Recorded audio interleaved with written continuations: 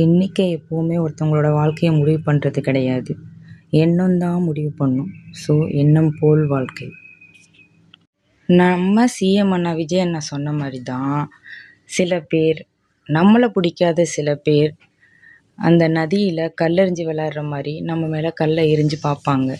நம்ம அந்த நதி மாதிரி நிற்காம நம்ம கடமையை செஞ்சுட்டு போயிட்டே இருக்கணும்.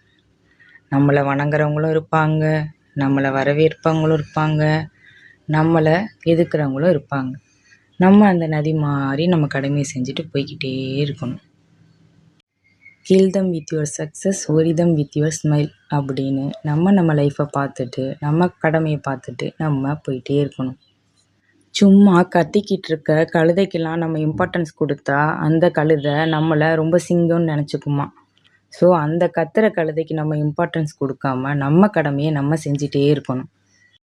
எங்கேயோ இருந்து வந்த ஒருத்தன் நம்மளை ஏமாற்றி நம்மளோட உரிமையெல்லாம் பறிச்சுக்கிட்டு நம்ம தலைமையில் ஏறி உட்காந்ததை நம்ம இயல்பாகவே சரியாயிரும் நினச்சி சும்மாவே இருந்திருப்போம், துருப்பிடிச்சு போன மாதிரி. உரிமைங்கிறது மற்றவங்கள்ட்ட கேட்டு வாங்குற பிச்சை கிடையாது, அது நம்மளோட இயல்பு. அப்படி நம்ம உரிமையை பிச்சை எடுக்க வைக்கிறவனை என்ன பண்ணலாம்? அவன் மூஞ்சியை உடைக்கக்கூடாது, அவன் யோசிக்கிற மூளையை உடைக்கணும். தான் பெரியவன்னு யாரும் நினச்சிடக்கூடாது. அவனுக்கு அப்பனும் பிறந்திருப்பான். ஓகே.